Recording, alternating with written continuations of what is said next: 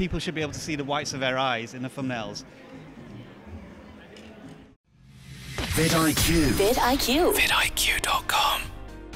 Hello everyone, today we are joined by... Roberto Blake. Hi helping Roberto. you create something awesome today. Where can we find you on the internet, Roberto? So you can find me everywhere at Roberto Blake. You can find me on YouTube at youtube.com/RobertoBlake2, and that is the number 2. If you were to just five analytics that people should just concentrate on them, what would they be?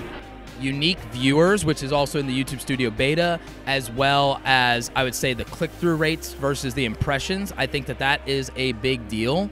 I would also say retention. We had Tim Schmoyer talk to a Google employee, Tom, who is part of the Creator Insiders channel. Tom, you're doing fantastic work. Awesome Appreciate channel, you. yeah. Make sure you subscribe if you haven't. Getting to over 50% retention is important. Yeah. Analyzing your retention rate means that you could change the format of your videos. It may not mean better editing. It could be learning like that if you have words that pique people's interest or hype or anything, or the flow, or maybe it is the editing style, you could go ahead and you can adjust that to keep a higher retention rate. That will cause your videos to perform better. That does better on watch time, which of course is also important. And we know that leads to YouTube surfacing your videos more, so it's more distribution, more impressions, and then your thumbnails have a better chance of getting clicked. And if you get those click-through rates up, you get those impressions up, that will matter. You get more unique viewers. That's potential subscribers.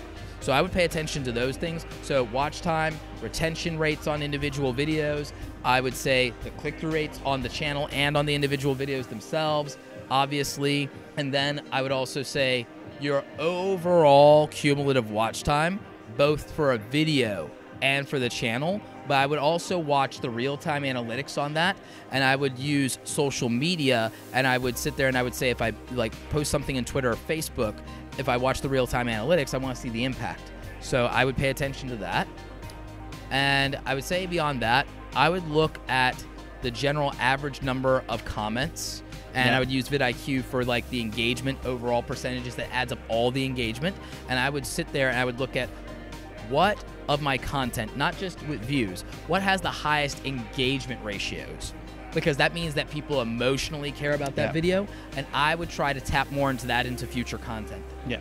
Do you do that, the emotional grab of the content? How do you do that in your thumbnails? Because I know you have you have starter packs on thumbnail templates, and that's a big sort of thing in your content, and you were a designer previously. So, any general tips for thumbnails to get that emotional hook? Well, I'm using a lot of behavioral psychology, Gestalt, and those principles that you learn in design as a graphic designer, and also the thesis of product design that Apple has used throughout their design and their marketing. And I've learned the power of consistency, branded colors, meeting expectations, and I also have learned that if you incorporate not only powerful contrast in terms of color and color theory, but also you look for things like controlling eye direction and attention. But not only that, contrasting with everything else likely to show up in a homepage or recommended, those are very practical things. If I was going to give you straightforward advice on that, look at things like borders and die cuts and diagonals and shapes.